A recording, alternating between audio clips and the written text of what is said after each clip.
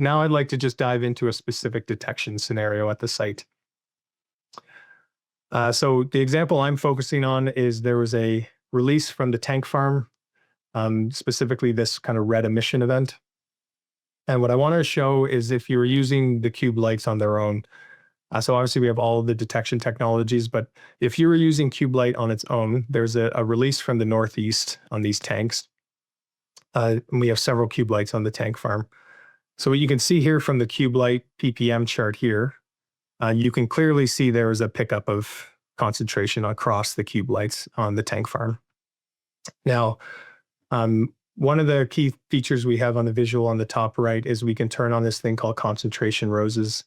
So this allows us to turn on, kind of visualize the raw data of CH4 detection from the devices. And then the rings around the Qube Lite specifically show the concentration hits, and the magnitude is shown by the color. So what you can see here is during this time period, we had several detections on these kind of northeast corner Qube Lites. And the ppm concentration also aligns with that. Now, in this instance, we didn't have an alarm set up, but you are able to set up alerts on each Qube Lite device based off concentration.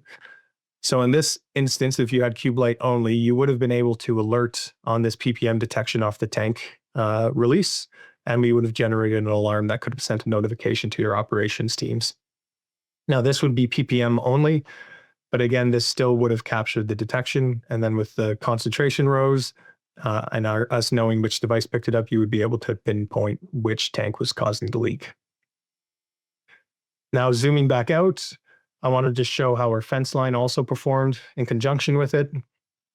So if I turn off our CH4 and turn on our Fenceline ppm, what you can see here is we also detected Fenceline concentration throughout. So this is the circular devices on the outside, the perimeter of the tank farm. They also picked up that release. And what you can see on the concentration roses here is on the Fencelines, they show these triangular kind of circles around the devices, which indicates one, the direction that they were getting concentration hits, and the size and color shows the magnitude. So one of the cool features from a UI standpoint that we enable is you can kind of hover on these and it projects the cone further down on the site.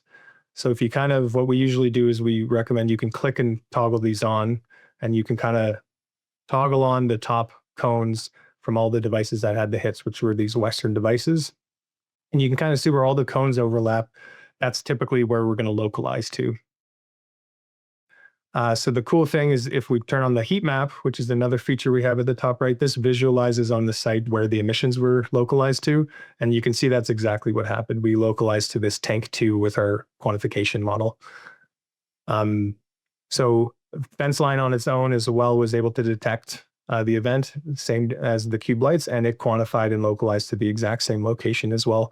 So both products completely standalone were able to quantify and localize to the tank farm.